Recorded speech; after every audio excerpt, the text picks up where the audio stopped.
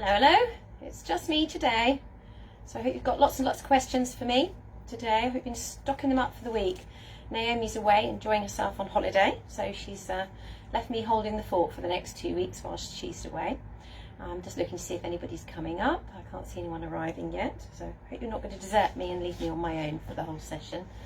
I've got a few things I thought we'd chat about today, and then hopefully your questions will guide what we do from there. So I'm looking to see if anyone's going to join me. Our names are popping up now. That's fabulous. Lovely to see you all coming. So it's a bit miserable when you're sitting here on your own, thinking there's nobody out there chatting to yourself. So nice to see those people coming up. Brilliant. I thought we'd have a quick chat about two things I thought we could talk about today. Is expected growth. When your baby's born, what do we expect to happen? So for those of you that have already had your babies, sorry it's a bit of a revision, but for those of you that are still pregnant and are awaiting the arrival of your baby, it's just to give you an idea of what's going to what we expect weight-wise after the baby's born. So when your baby's born, and all babies have these, and you'll have them too, you'll have a baby's book. It's called a health record, a red health record book, known as the Red Book. And eventually they're going to go online, so eventually we won't have paper copies, but for the moment we've still got them. And they're lovely because they're a real record of your baby and all their health. And my eldest is now 27, and I still have to pull her red book out once in a while. So she asked me about her vaccinations the other day and what her NHS number was. So out it came, and I went and had a look, and I could show her what vaccinations she'd had, because we lived abroad at one point too, so it wasn't quite the same as all the ones she would have had in the UK. So we were just checking them up. And when she needed to register for her COVID jab, she needed her NHS number, and that's where we found it. Was in her red book. So this keep them safe, because they're really precious, and they're a lovely log of the beginning of your baby's life and right up to about 5 years of age and beyond. And when you've had your baby here, what normally happens is in this front pocket we will put a birth notification. So if you've got your red book, have a look at them. You'll find a folded sheet of paper which is your birth notification. So in there you'll find the sheet of paper, and it's all about the time of day, the day that the baby was born, the notifying midwife, which will often be the midwife that delivered you, and the baby's birth weight, etc. So lots of information, including yours and your baby's NHS numbers and what we call MRNs, medical record numbers. So that will be in there, plus some stickers. So your baby stickers will be in here. So if ever you need a baby sticker, that's where they'll be. And then the next page is where some of our midwives will write the name, or you can do it. So it's on here, and you put in your baby's name. And then as you go in the book, it's got all sorts of things in there. So child, family, birth details. And so there's pages that are filled in. For instance, when the NIPE check, which is that newborn check that's done within 72 hours of birth. So that is written in this book, as are all the vaccinations, as I mentioned. So it's got information, advice, immunisation, screening and routine reviews, and growth charts. Now that's where we are particularly interested. That's the bit we're particularly interested in. So the weights are on a pull-out page quite near the back of the book here, and we write them in here. And that's where your baby weights get put. So the birth weight would be up here. So the birth weight's there, the date of birth, and how many weeks your baby was when they were born. And then all the other weights get put in here. So if we're keeping a close eye on your baby, we might fill this up quite quickly. If your baby is growing very well and we don't need to weigh them very often, this will fill up slightly less quickly. And the other thing then to look at with regard to it is the centiles. So when a baby's born, we anticipate a baby will lose up to about 10% up to day 5. And after that, we expect all babies to gain. So this is why this is so relevant for us, because there's an infant feeding team, and that's what I didn't say. It's infant feeding team session this afternoon. As I said, it's just Alex on her own. Naomi's on leave. So as an infant feeding team, that's where we get involved in the weights. So what we're looking at is your baby gaining appropriate to their age? So we can then plot these weights. So this is the graphs, so we find the centiles, and we look at them. So up to day 5, a baby may gain and may lose actually, so up to 10%, and thereafter we want them to gain. And this is the boys chart, And then there's another chart in here. They're all in the same book these days. They used to be separate, but they're all in the same one. Oh, this looks like it's an old one. Oh no, it isn't. We have the baby, we have the girls as well. So there's the girls one in pink, unsurprisingly. And what we anticipate the baby will do, and I know it's good, I'm very aware this is going to be back to front from you. We would plot the baby's weight, birth weight, down on this axis, and then we expect to see the baby gaining and following a curve. Now, they don't have to stick to it completely, but they can fluctuate slightly up and down, but we do expect them to be within that curve, so carrying on. What we find with breastfed babies when they get to about 4 months is they tend to plateau, and that's reflected on here. Whereas in the past, anyone who might be watching had a baby before these charts came out may have found their babies were getting a bit static and the chart carried on up, because that was based on babies that were formula fed. So babies that formula fed tend to carry on growing at the same rate, whereas breastfed babies tend to plateau a little bit at about 4 months. So this is a really good indicator for you. You can go and plot it. It's got the age at the bottom and the weight on the side, and you can have a look, and your health visitors will help you with that. So it's a really good thing to look at. And I'm just going to log back into my laptop because it's logged me out, and I'm just going to see if I've had any questions. Oh, I can see one on the screen there. So as I said, this is the infant feeding session. It's about anything to do with feeding, bringing in complementary foods, early days, a bit about sleep, any of those things. If it's a bit more, the question you're thinking of is more about visiting, scans, things like that, that's definitely for Wendy Randall in her sessions. So her sessions are more to do with that. So save your question for her. I think she's just done one recently, so she tends to do them every 2 weeks. So just looking to see if it's coming up on here. A refresh. See if it comes up. Let's hope it comes up. There we go. Now I can see. Brilliant. And I can see there's a comment already. Fabulous.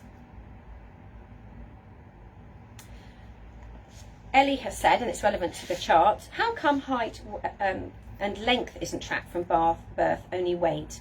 Well, it's interesting, isn't it? Because I mentioned a moment ago, I lived abroad for a while. I had my third child in Holland, and in Holland they were completely transfixed by length. So babies were always measured lengthwise. But actually, and I question that too, it's very difficult to get a baby to really be sure about the length. It's quite difficult to get a baby to be straight. And if you think about newborn babies, it's quite challenging to get their length, because they don't really want to be straight. They all want to be in this position. So it would never be a reliable length. And weight seems to be a good enough indicator that we don't tend to look at it until they get a bit older. Then we start looking at the length as well.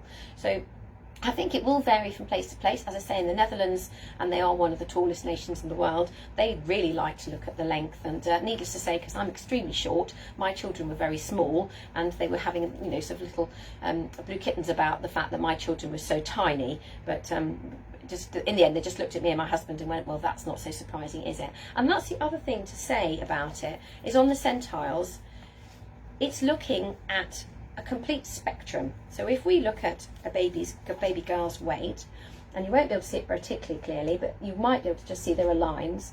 You're going to have some babies that are down here, and you're going to have some babies that are up here. And then obviously a bigger proportion will be in the middle, because this is looking at a spectrum of population. So for instance, my baby's always sat down here, but if somebody who's much taller than me, or bigger than me, may have babies that are sitting up here, and that's where they should be. So as long as your baby follows a curve, that's fine, even if it's the 0.4th, which is where mine always sit, and for others it will be the 98th, and it'll be right up here. But it's whatever is right for your baby. We don't want babies carrying on up. We're not expecting a baby to be born on the 0.4th and then track on up. We expect them to be born on a centile and stay within it, more or less. So they may go up or down a little bit, but not too much. So that's what we're looking at. But with regard to length, as Ellie has pointed out, we don't look at that here. We tend to just look at weight.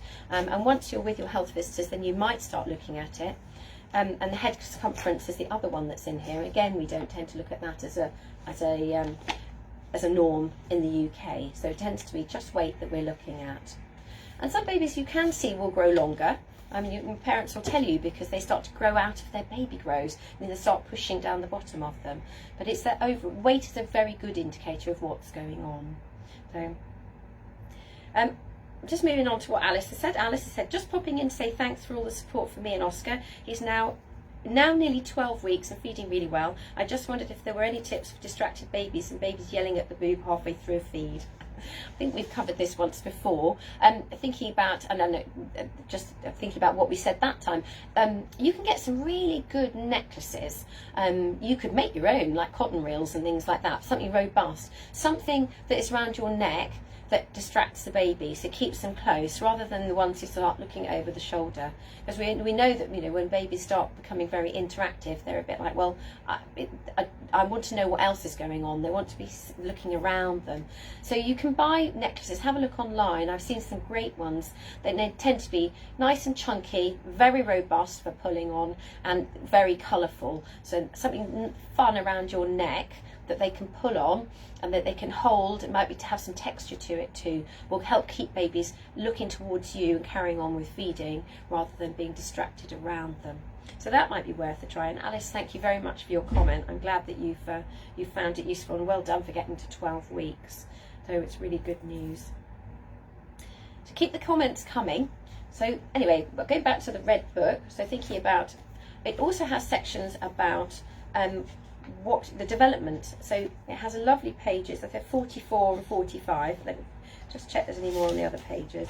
So it starts on 43, and there's a whole section about development. I don't know if you've already looked at your red books, but there's a section here and it talks about moving, sitting up unaided, and you can put the dates down for this. And again, that's why I said it's such a really nice record when they begin to stand on their own and when they start to walk. And then you have even these are the smaller babies on this page. On the 44, we're looking at babies who are beginning to stare at you, reach for you, pick things up, drop things, and these are all developmental, and they're really good to have a look at and just see what is a baby of my age likely to be doing. And for instance, they start learning to babble and then talk. And then thinking about, when it talks about finding out about people, it's lovely when they get to that point where they know to ask to be picked up, and they put their arms up, and that's in here too. So it's things like putting their arms up to be picked up. So it's that interaction. You can see your baby developing, and your children will love looking at this when they're older if you get the opportunity to fill it in.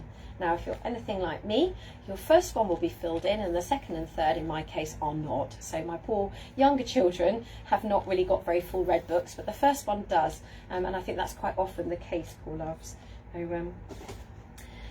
So thank you to Ellie and Alice for some questions. How about the rest of you? Have you got some more questions for me today? Certainly our phone is ringing enough, and we're very, very busy in breastfeeding clinic, in the infant feeding team and a breastfeeding clinic. And just a quick word of warning, if you are having problems with feeding, you know, we actually, unfortunately, we're booking, it's the beginning of October at the moment for appointments. There's been quite a lot of calls recently, so, you know, get as much support as you can from your community midwives while you're still under them. Try and see if you can get to feed when you're with them, so they can watch positioning and attachment. Make the most of all the new resources available out there. So for instance, Oxfordshire Breastfeeding Support are still doing their online support, but they're also doing now, as of this week, 4 drop-in, 4 sessions. They're not drop-in, you have to book in advance, but 4 sessions. So they've increased, in fact doubled the sessions that they've got available. Abingdon Baby Cafe has resumed as well, so they will have had a session this morning. And the baby lunch boxes are going ahead online, so there is support out there. Make the most of it, you know, and if you can get in quite early, it's much easier to turn around breastfeeding problems early as opposed to late. So get as much help as you can.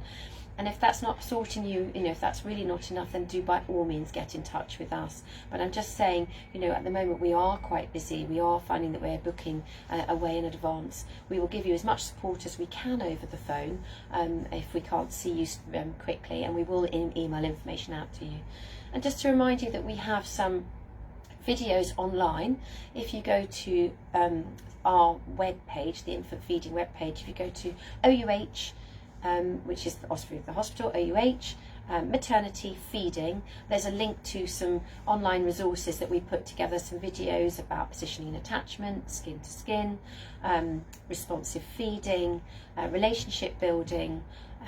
We cover pumping and hand expressing, so anybody who hasn't had their baby yet, it might be well worth having a look to go and learn how to hand express. So I can see that a question's come up about hand expressing. How opportune was that? So Sam has said, how early is too early to start colostrum harvesting? Leanne, I will come back to you. I can see you've put a message above.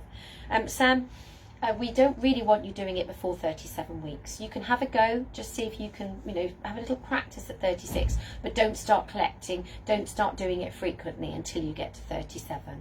If you go onto the OUH website on the maternity and then feeding, you'll find a leaflet on there called Expressing When Pregnant. And that leaflet will help you and guide you should you be considering expressing during the antenatal period. It will talk through why you might want to do it. So there are certain women that we would recommend it to. So women, for instance, that maybe have diabetes, because the likelihood is their baby may need additional milk after they're born.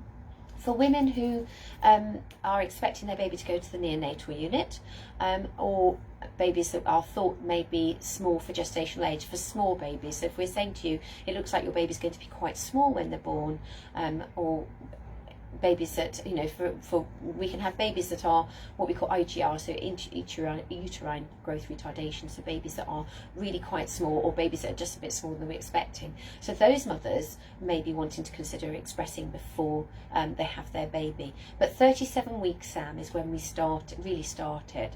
And you might want to do it 4 times a day. You can collect it into the same syringe if you're getting any. And bear in mind, if you are doing it, the likelihood of you getting some straight off is very slim. So, do not be disheartened if you start trying it hand expressing and don't get anything. And there are some women who will not get any antenatally. It does not mean they won't be able to feed their babies. So, assuming that you have no risk factors, the likelihood is that once your baby's born, it will just go to plan and be absolutely fine. So 37 weeks, and have a look at our leaflet online.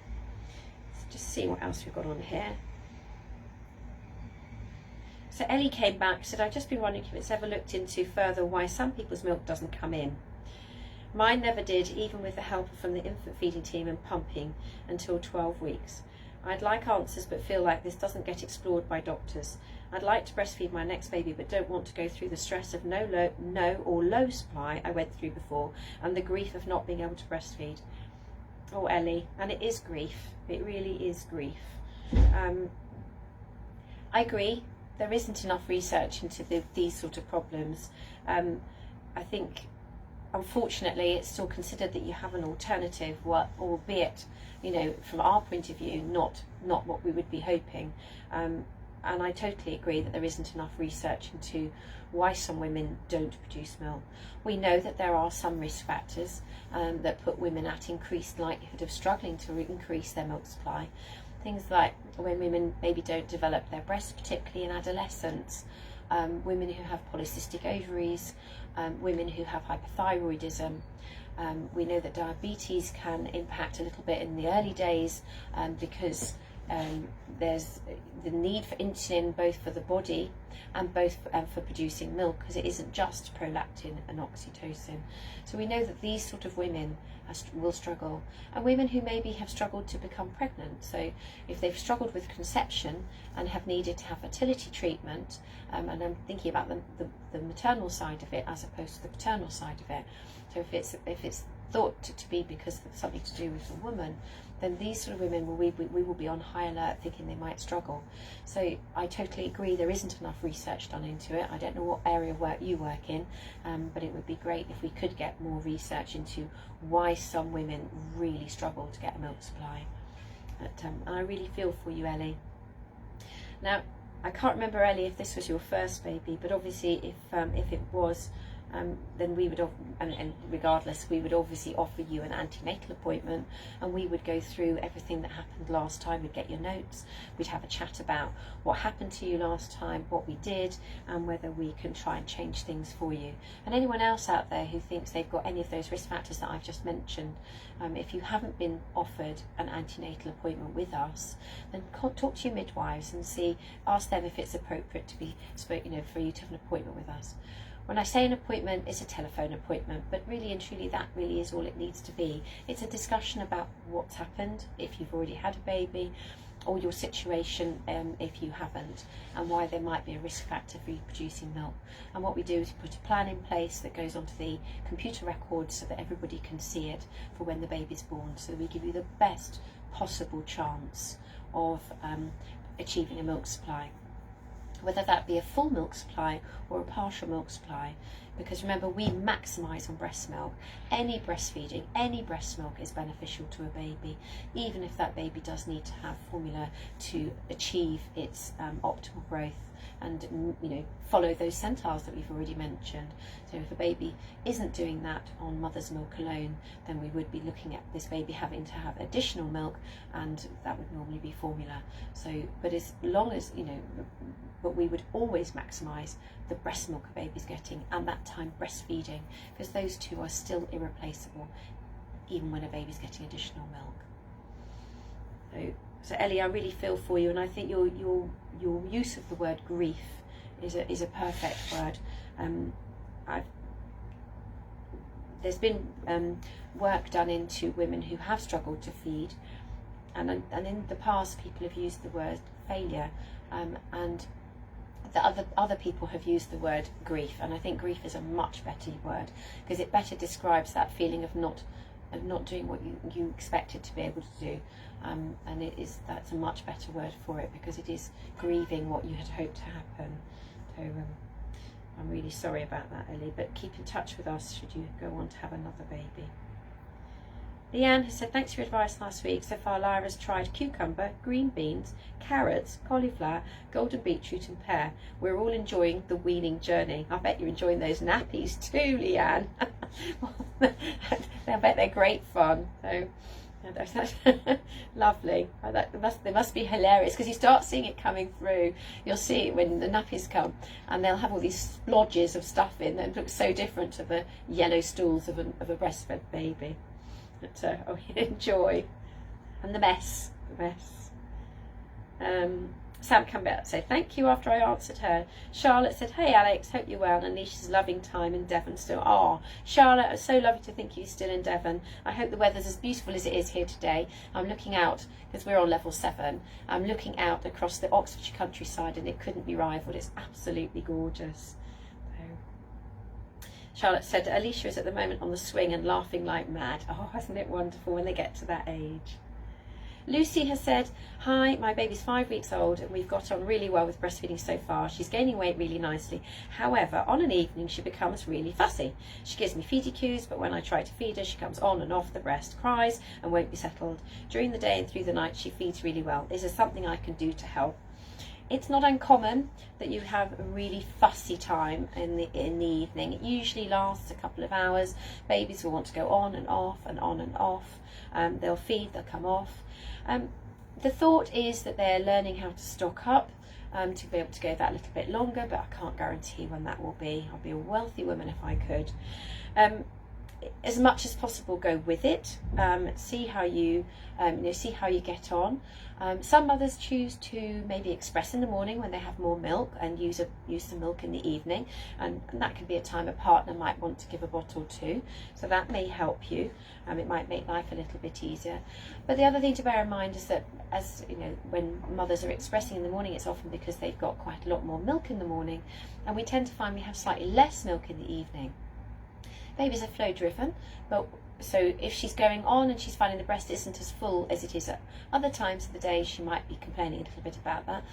But just remember that what she's getting when she's at the breast in that evening time is really, really high fat milk. So she might not be getting big volumes, but what she's getting is really calorific. So if you can go with it, it will pass, it will get better. She'll carry on driving your supply, and you know, the fact that your baby, she's growing really well and you're getting good nappies is so reassuring. It usually is a phase that passes, and as I said, if I could tell you when, I'd be so wealthy. So just see if you can go with it. Alternatively, maybe think about having some additional milk that you can offer in the evenings, if that really helps you out. And it's often the case that it's just as partners are walking in the door, if your partner goes out to work, so many work from home now, or coming out of their home office, and they'll be thinking, gosh, it's been like that all day, and feel really bad for you. So hang on to the fact that most of the time it's really good, and this period should pass. You know, I can remember going through it myself, and it does, suddenly you realise it's not happening anymore, and it just gets a bit better. So if you're finding it really difficult, you could think about offering some expressed in the evening. It doesn't have to be a bottle, it could be a little cup. We talked about cup feeding before, so this is a little cup that we might use for feeding. And with a cup, when you're cup feeding a baby, you would sit them on your lap and pop the cup on their lip. And you don't pour it in, you just tip it so it's neutral, and they stick their tongue in and lap it up. Depending on how old your baby is. Oh, you said 5 weeks, so you could try that. You could try a spoon at the lips and let her take some that way if you wanted to, i.e. it doesn't have to be a bottle. There are other ways of feeding a baby. So good luck with it, keep going, hang on to the fact that the majority of what majority of the time she's happy. I mean, it's really not uncommon to have this problem. So hopefully it will get better. Ellie's come back. It's good to know you offer antenatal appointments. I feel I did show some of those risk factors, but was never told about the IFT and only saw the IFT after birth. We'll definitely look into arranging a meeting with you before next baby is born. Thank you for your kind words. Well, I just really feel for you, Ellie, because you're not on your own. We see it quite often. But yes, we would be more than happy to have a chat with you before. I'll give you an opportunity to debrief about what happened last time, and let's see if we can put a plan in place to maximise your opportunities going forward. Leanne has come back about the nappies. The nappies have been a surprise. Our dog has been enjoying cleaning the kitchen floor. Well, that's the use of a dog, isn't it? I remember having a great big mat on the floor and it all splattered, and I wiped the mat clean. Cleanest mat ever in the house. But yeah, we didn't have a dog, but I can imagine the benefits of that. Hannah has said, I'm expecting my second baby soon and wondered whether to expect the milk supply to be similar to last time, or whether it's affected more by how baby feeds, etc. Had oversupply last time. So usually it's the baby that drives the supply, Hannah. Having said that, if you had an oversupply last time, there is a chance you might have it again. I would make sure you really get someone to watch your positioning and attachment as soon as you've got your baby. We know that one of the things that can drive an oversupply is a baby going on not as effectively as they possibly can. Now, I know that sounds mad, because on one hand we're saying if a baby's not feeding particularly well, they don't drive the supply, but we also have the contrary situation that sometimes when a baby's not going on as brilliantly as they can, they drive an oversupply. So it can go both ways, but it just shows how important it is to get positioning and attachment right from the beginning. So thinking about, it's my opportunity to talk about it, thinking about the baby's going to start nose to nipple, and I always end up doing this, nose to nipple, and regardless of how old this baby. So we get calls about babies that are fed really well, they're 4 or 5 weeks old, and now things are going a bit pear-shaped. So have a think about the fact where you're starting your baby. So if you're someone out there and things are not going quite as well as they had been, have a think, am I starting nose to nipple? So it's nose to nipple, and then the baby then tips their head back, and they come on upper lip to skimming the nipple. So in that movement, so it would look like this. That's what you're going to see. Okay, so if you look at that picture, I'll just put it back again. If you look at that picture, there is nothing on the back of the baby's head. So we're going to do a quick resume of positioning attachment. So the way the baby is held is as if they're going to have their hair washed. So you make your hairdresser sink, you put it around the base of the neck, your thumb comes up one side, your fingers the other, so you've got enough control, and the pressure comes from here, not up here, here, okay?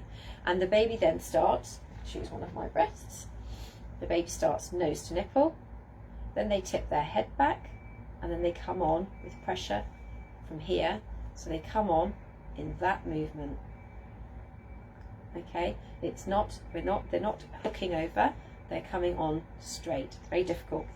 It's where 2 of us is so much easier. I don't have my laptop. So the baby comes on, so the upper lip to nipple, and the baby comes on with pressure from here, from this part of the hand. So I'm showing it by moving my fingers off, so you can see they're not doing the pushing. The pushing comes from there. So you're pushing between the shoulder blades is where you want to push, no higher. So it's, if you get the positioning right as early as possible, get someone to watch you, make sure your baby is going on with that upper lip just skimming the nipple and the chin and lower lip hitting first. When the baby's on, you want to have chin right in, nose free. You want to be able to see the areola above, so up here. So you want to see some of your areola up there and less down there. Now obviously areolas vary considerably. Some people have areolas that are like this, and other people have areolas like that. So that's why we say we want to see more above than below. And you know, we hear people talking about trying to get as much in as possible. No, we want as much in from below, not above. So you can see on this one here, this baby is taking in lots from below and very little from above. That's what we want, okay? So making sure you get positioning and attachment right straight from the beginning will make all the difference, okay? So keep that. Then the baby's going to have their chin in, and the chin massages the breast and removes the milk. The nose wants to be free. If your baby's nose is buried, they've gone on nose first. So this is where I was saying about pushing from here, they're going to come on like this. If you push from here, they're going to come on like that. So this is what you're looking at, is how does your baby come to the breast? Chin first. So that all came from talking about an oversupply, and that's because we do know there's a link between babies that are not feeding efficiently at the breast and an oversupply. So that's not the only factors, that's just one of them. So some people have a disposition to produce more milk than others, and so it would be a case of working on that. When we have women who are really struggling, we've had a few on here, really struggling with oversupply, we can come up with some plans, but not in the early days. Get your milk supply going, and then we can worry, you know, if it does become an oversupply again, we can look at ways of trying to deal with your oversupply and bring your supply down. But that we would assume and hope that when your baby is born, this one is born, that actually get good positioning attachment right from the beginning, and that hopefully you won't be struggling again. What we do find with second time babies, any of you out there expecting a second or subsequent baby, is that your milk tends to come a little bit sooner and a little bit more in the first few days. So those that, you know, maybe had milk not in till day 5, they might be getting it in nearer day 3 this time round. So you'd probably anticipate a bit earlier coming in and a bit more in volume, because your body knows what it's doing. It's been there before, so it's there. So Hannah, fingers crossed you don't get an oversupply again, but do get in touch if you are struggling. Make sure somebody really has a good look at your positioning attachment right from the beginning, and pay attention to what we just chatted about.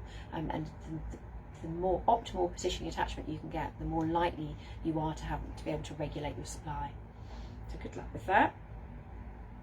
Rose has come on. Hi Alex, I have a fast letdown. This isn't an issue for my 4-week-old most of the time. However, at certain times of the day, not necessarily when I'm full, she finds it very overwhelming and gets herself in a state latching on and off and pulling off shortly after. Do you have any advice on how to manage this? I've tried leaning back, but it doesn't really help. Many thanks. Sometimes they just can't cope, can they? I would say again what we just talked about with regard to going on. The better mouthful they've got, the better able they are to control the flow. So when the baby goes on, if that's the baby's mouth, this is the breast. So if they go on with the upper lip, I've just been talking about that upper lip skimming the nipple, it means that they use their tongue and take the breast right to the back of the mouth. You can see it's right back here. If it's right back there, then they can control it by flapping the breast and controlling the flow, and also the milk is going straight down their throat rather than pooling and then getting in the way when they're trying to control their suck, swallow, breathe. So just make sure that positioning and attachment is as good as you can get it. I know that seems mad, but it does have an impact in that respect. If you are feeling particularly full and you think it's likely to happen, you could perhaps just, you know, some people might use a hacker just to take that first flush off. Some people might hand express just to take a tiny bit off if you think you're at risk. Because if it's not all the time, it's not going to be driving your supply too much. So you might want to, if you think, oh gosh, I'm feeling really full, the likelihood is it's going to really let down, just hand express into a cup, just get the tiny first bit off maybe, so that your babies stand a better chance to cope with it. And as they get bigger, you're already 4 weeks, but as they continue to get bigger, they are much better able. As they get bigger, their mouth's bigger, they're much better able to control the flow as they get older and older. So just a few things to try, and I would have said leaning back like you've said there, because then they've got gravity on their side as well. So those things are worth trying, and carry on trying. But just pay attention. I wonder if it might be the times when your baby hasn't got as good a mouthful as at other times, and isn't because it's not happening all the time. Maybe that's what's going on. So have a go at that and feedback. Let us know how you get on, Rose, and see if any of that helps. Charlotte's come back on. She says Alicia's also trying to pull herself up on things now since being in Devon. So that fits in, Charlotte, with what I was talking about in here on page 43. We were chatting about, we mentioned at the beginning about the development stages. So those are the development stages. So beginning to pull up is going to be one of those. So you'll be able to go and write in your red book that Alicia's now pulling herself up, which is lovely. Alicia's book will be so full with all these lovely things. Oh, Metty, I have missed your question. She says, have I missed a question? Let me go back up. What did I miss? And ever so sorry if I've missed anybody else's.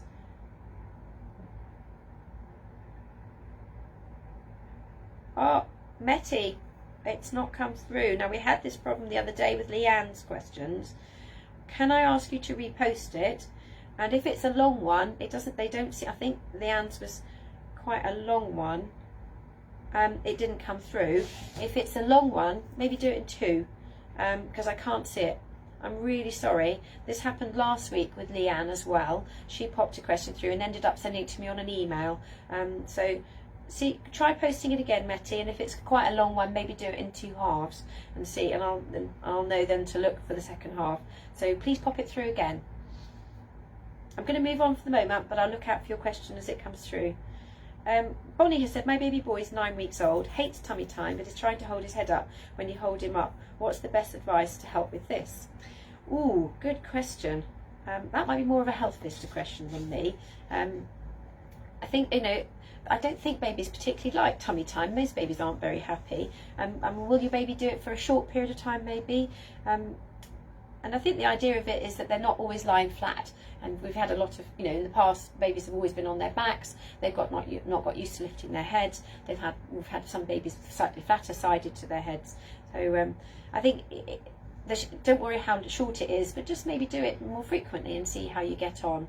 And have a chat with your health visitor. And I don't know, has anybody here got any suggestions? Because we often get lots of lovely suggestions from other people watching this. Anyone else struggled with tummy time and got some good suggestions for Bonnie here? And seeing what you suggest. So I'm going to leave that and see if anybody comes back, Bonnie, and comes up with anything, but not my area of expertise, and see what other mums have tried.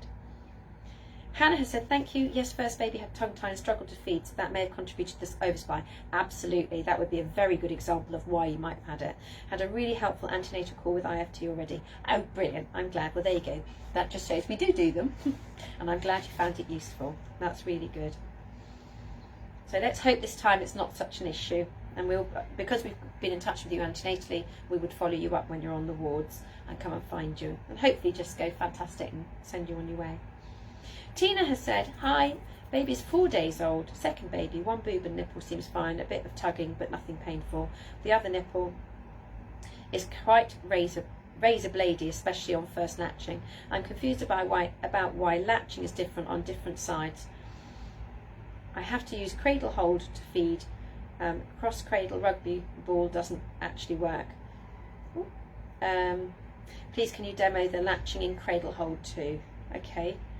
So if you're having problems one side more than the other, then normally that is to do with the fact that most of us don't have symmetrical breasts, and also we tend to be predominant left or right-handed, so that can make a really big difference.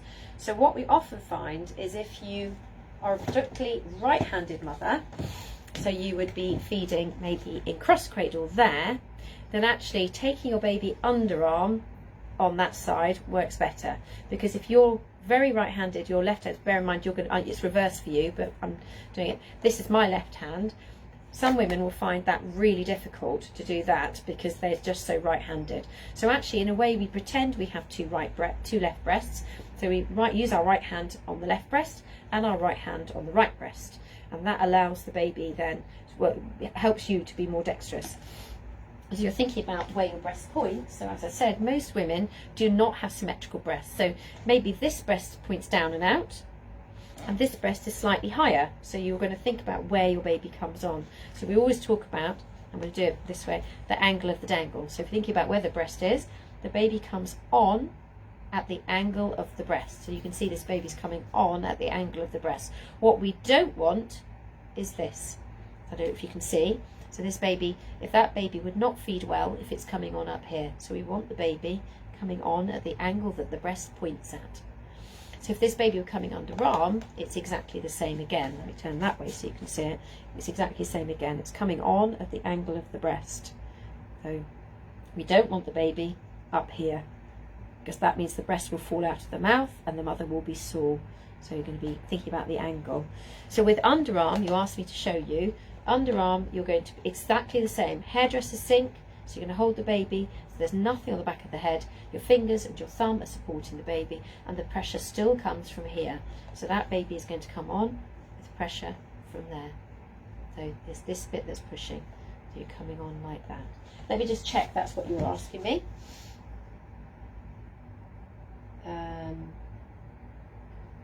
See whether I've got it all.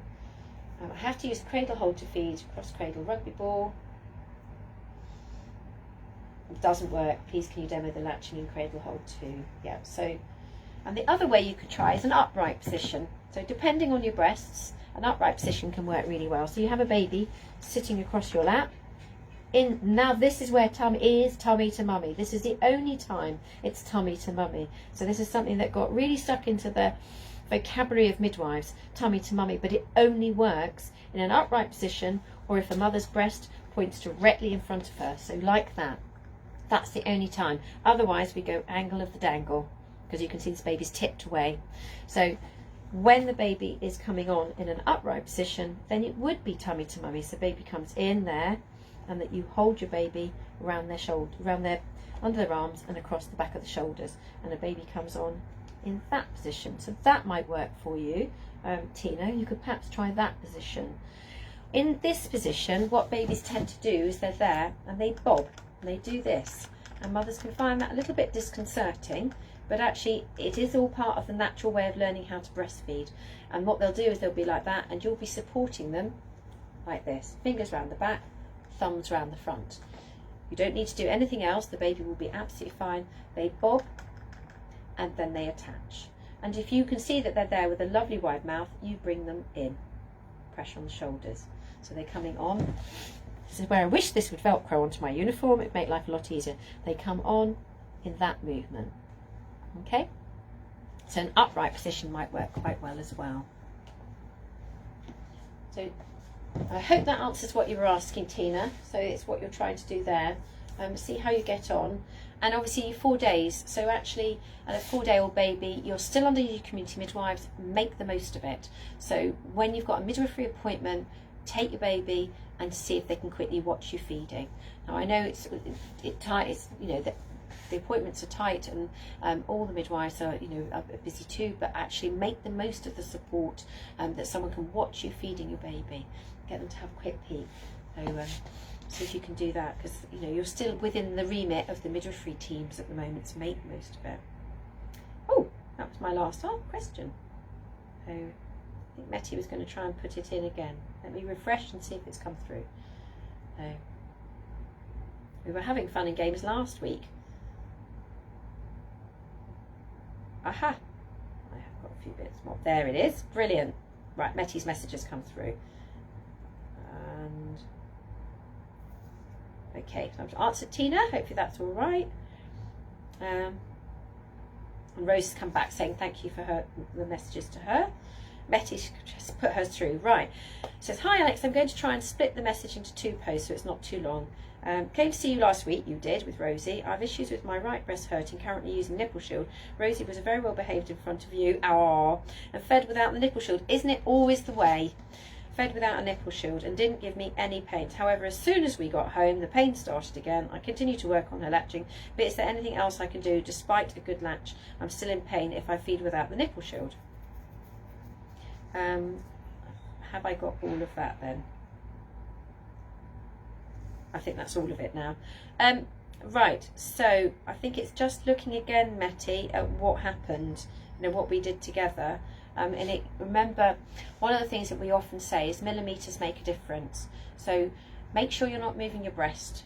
Make sure you're lining her up nice and, nose to nipple, then upper lip to nipple, and it's a straight movement on. We don't have a problem with you using nipple shields, but I can understand that you might not want to. But if it's allowing you to breastfeed, they've got a place. We often say we're not purists. The only time I have a problem with nipple shields is when they're used in the really early days, when it's going to inhibit a mother's milk supply. So think about so just making sure that you've got her nose to nipple to start, then she tips her head back, upper lip to nipple, keep your breasts still. I'd have to go and have a look at your notes and see what we talked about and sort of what we were doing. But if it's really not getting better, then get in touch and we'll see if we can fit you into clinic again. Having seen you already, then we would see you again. But so just, Metty, just go back over the basics. And sometimes it's quite handy, and I know the Oxfordshire Breastfeeding Support do this, it's quite handy to get someone to film you.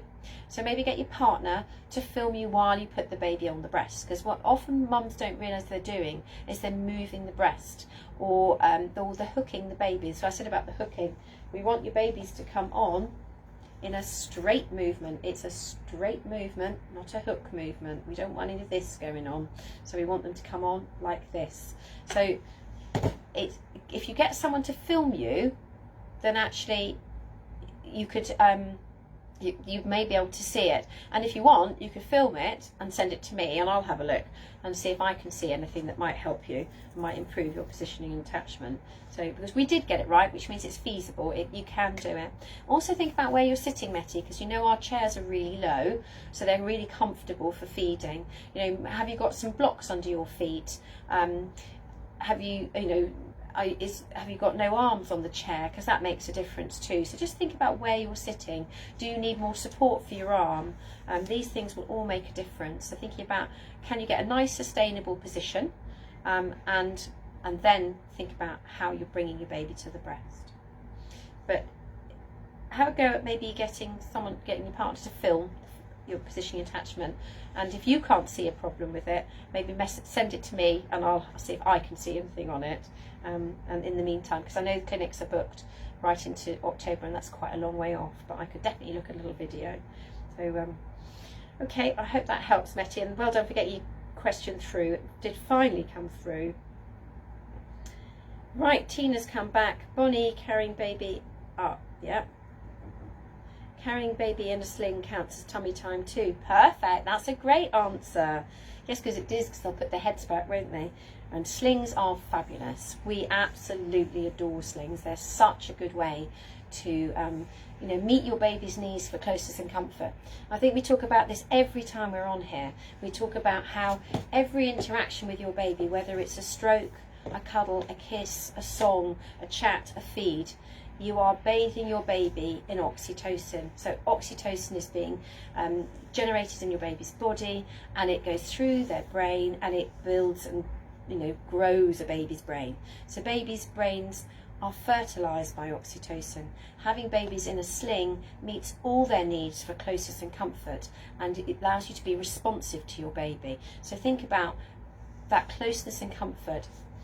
I don't know any of you who've watched This Is Us, but I watched the episode yesterday, if you watched This Is Us, where a baby was left to cry out, and it broke my heart, because actually we don't do that. We do not leave babies to cry. Babies need, if they're crying, they've got a need that is needing to be met. So cuddling and keeping them close. And I know that doesn't always resolve it, but at least they know they're loved and cherished. So keeping your babies close. You can't spoil a baby. You can't love a baby too much. They cannot manipulate you. They're not capable of it. So a sling is a fabulous resource for all mums to use, as long as your back can cope with it, and it will meet your baby's needs for closeness and comfort. And think about growing your baby's brains. All that from a sling and tummy time. Sorry about that. Anyway, it's just, I wish someone had told me about all of this when mine were young. I wish someone had told me I couldn't spoil my babies. Moving on, so that was about the sling. So Alice has come on. I'm driving this badly today. So Alice says, "Hi Alex, 11 weeks exclusively breastfeeding my baby Aubrey. Thanks to you and your team for all your support. I've recently been diagnosed with vasospasms, starting medication today, but wanted to ask how long will the pain go on for? Does it get better? Or will I always have this as long as I'm breastfeeding, or even longer? I don't want to have to take medication forever. Oh, you poor love. So I'm assuming this is Raynaud's that you're struggling with, and you've probably been prescribed nifedipine. We would also suggest things like, one of the mums that I knew when I was doing Abingdon Baby Cafe, got an old fleece and made fleece breast pads, because it's those changes in temperature that cause the vasospasm. So as soon as the baby comes off, your nipple, it's like standing on the side of a swimming pool having got out on a cold day. Your nipple will constrict, and it's extremely painful because literally there is no blood left in the nipple, and it goes through 3 colours. It'll go white, it goes purple, and then eventually goes back to pink. It's triphasic, they call it. So something like having ready maybe a warm pad may help, and see how you get on. So maybe with regard to how long you need to use nifedipine, hopefully if it's not been forever, then it may be just a phase, and then it might get slightly better. But maybe just try something as simple as some warm breast pads, so that you can pop them in, have them ready, so as soon as the baby's off, on they go, so that your breast doesn't get cold and it doesn't, you don't end up with it. But well done you for doing so well to get 11 weeks. It's fabulous. That's an 11-weeker and a 12-weeker on here, saying that you've both done so well. I'd have to have a look and see whether Raynaud's is something that goes off. I'd have to go and do a bit of research. So I can probably, I'm wondering if I've still got your email. Perhaps you could pop us an email and I'll do a bit of research. If you email me and just put Raynaud's, Alex, do a bit of research, I'll have a look and see what the likelihood is of it passing, and I'll get back to you on that, if that's okay. But well done for getting this far. Metty said, okay, thank you, I'll get John to film in, see if I spot any issues. Good thinking. I think that really may help. Let's just see if we've got any more. That was my last question for the moment, unless you've popped some on that I haven't seen. No, that's it for the moment. So the other thing I thought I would talk about in between questions, I suppose, because it's always different when you're on your own, is thinking about medications. So that's a question we get asked quite a bit. Oh, another one. Oh, that's Alice saying thank you. I'll come back to your questions. I can see some coming up now. I'm just going to quickly talk about medications, because we had a call in the week from a mother who was going to have an operation in the main hospital, and she'd been told that she needed to get rid of her milk. And I just want to say that that's not the case. So any of you who've been on here who may have been unfortunate enough to have a general anaesthetic when you had your babies for a section, you'll know that we did not stop you breastfeeding your babies. So from the point of view of, if you have to have an operation, you can breastfeed afterwards. There is no indication, unless you're on some very unusual medications, which is not normally the case, that you would not be able to breastfeed your baby. It's thought that as soon as you are aware enough that you have a baby that needs breastfeeding, the levels of anaesthetic in your bloodstream are low enough for you to be able to breastfeed your baby. So if any of you are being faced with a situation that you might need to have an operation for any reason, then there is no reason usually to have to discard your milk in the period post-operation. If any of you are on medications, or someone suggesting medications to you that maybe has been suggested, and it has happened in the past, less so these days, about antibiotics and things, that you're told are contraindicated to breastfeeding, please check, because that's not normally the case. So I brought along a book. Now it's not the most up to date, it's 2017. This is a book called Hale, Medications in Mother's Milk. We have it online now. That's why this is an out-of-date version, because we now get this online. Thomas Hale put this resource together for mothers and for health professionals with regard to medications. So every medication you can think of is listed in here, in this, all sorts, from the very very least used to the most used, and they're in here and they're ranked, along the lines of the risk benefit of not getting breast milk because of a medication. So it looks at how much goes through to the baby, what the half-life, i.e. how long it's going to stay in your body, and any impact on the baby. So if you are faced with a situation either in hospital or out in the community where someone says to you, oh, I don't think you can breastfeed with that medication, double check, because the likelihood is you can. There are very few medications that you really can't breastfeed with. A really good resource, and I know we've pushed it before, is the Breastfeeding Network. For instance, many mothers may have to take antihistamines. So if you're worried about taking antihistamines, go and have a look at the Breastfeeding Network. They have a drugs in breast milk line with loads of resources and information sheets. They're done in such a way that you can print them out. So if you're going to see a GP or a doctor, you can print it out and take it with you. They've got a section on anaesthetics. They've got a section on antihistamines and normal pain reliefs, analgesia. There's so many medications mentioned there. Antidepressants are mentioned too. So have a peek. It's a really, really good resource. The organisation is called the Breastfeeding Network, and it does much more than just drugs. It's a fantastic organisation, but their drugs and breast milk is unique.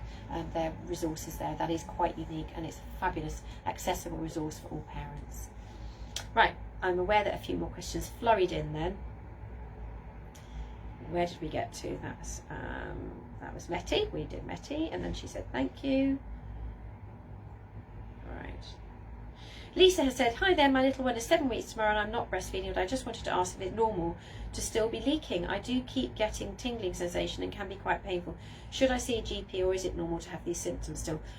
It is probably very normal. Many women can carry on expressing for quite a long time. You know, when I say expressing, you know, just do a bit of hand expressing and find they still get droplets of milk. And that's your letdown still happening. So it is very normal. I wouldn't be concerned at this stage at 7 weeks. Have you already seen your GP? Because you could mention it to them, but I would think it is not an issue at this point in time. It will settle down, it will get better. And we do know that many, many mothers say they could hand express long after they stopped feeding. You wouldn't get much if you did it. You'll get a few droplets, but your body letdown is still going. Other people might not notice it because there's a whole spectrum of whether you really feel your letdown and you find it really painful, through to people who never feel their letdown, and you're obviously someone who does feel your letdown, and many others maybe wouldn't notice it. So I would say it's pretty normal, Lisa, and I would be reassured that you know not to be concerned. If you've got an 8-week check with your doctors, you could mention it, but I don't think you need a particular appointment to do so. Oh, I think that was our last one. And Alice is going to email me. That's great. Yeah, just email me and I'll have a look for you and see what I can find about it. Right, I'm just going to refresh because I know what happens if they come through at the end. Just make sure we haven't got any missing. It's a day of screens. I've been doing online training for staff as well. So I spent more or less the whole day, it feels like, on a screen. So it's not very nice. It's when you have to keep looking at yourself as well. So, right, have we got any more questions? I'm just looking there. Lisa's come back and said thank you. You can see that on there. Right, we've got a couple of minutes left. Have any further questions, or shall we call it a day and meet again next week for any of your questions? So I look forward to hearing from a few of you. I think I'm going to get an email from Alice, and maybe I'll be seeing a video from Metty, who knows. I hope I've answered all your other questions enough, and just I'm really sorry if I've missed any more. I know Metty struggled to get hers through. No? So I think that's it then. Right, well I shall say goodbye then, and I'll see you next week. I'm on my own again next week, so get ready with lots of questions, keep me chatting. Because I haven't got Naomi to fill the gaps. Naomi, and then I think we're having a week's leave after that. Oh, we've got one just snuck through at the end. Tanique has come through. She says, hi, my little boy's 3 weeks old and I'm breastfeeding only. I'm trying to pump and save, but want to know when is best to pump. Oh, Tanique, usually the best time is first thing in the morning after your first feed. That's when most women have a little bit more than they need, and if it's just for the occasional bottle, that usually works really well. So first thing in the morning is a good time to have a go at pumping. So feed your baby first and then pump. Seems mad, you've been up all night feeding your baby, but we still seem to have more milk in the mornings than we do at other times of the day. It's a bit like that question we had earlier about the evening and how difficult the evenings can be, and that's often when sometimes mums will express in the morning to use in the evening if they're having a challenging evening. But I would say that's probably your best time, and well done, you've got 3 weeks, that's fabulous, and you're exclusively breastfeeding, that's wonderful. And if you do want, you know, for anybody else who is exclusively breastfeeding, if you're thinking in the future you want your baby to be able to take a bottle, don't leave it too long. I know it sounds mad, here I am, you know, pushing breastfeeding and saying, you know, saying it's wonderful to breastfeed, but if you need your baby to take a bottle, then actually you can get to a point where it can be quite challenging to persuade them to do so, because they go, well, I get my milk from the breast and I'm very happy there, and it can be quite a challenge. So if you think you are going to need to give a bottle, don't leave it too long before you start offering one. Tanique said, should I pump both breasts after a feed? Baby normally only feeds on one, so you could just pump the other one then if you wanted to. What you might find as time goes on, because we always say a breastfeed is both breasts offered, so you might find that in time your baby wants both breasts, in which case you would pump both breasts. But if you're only feeding on one, you could just pump the other one that your baby doesn't feed on, so that might work. Right, I think that was the last one then. I'm going to say goodbye now, I think. So, and thank you very much for all your questions, and well done all of you for how far you've got and all that you're doing. And I'll see you next week. Thank you very much. Bye.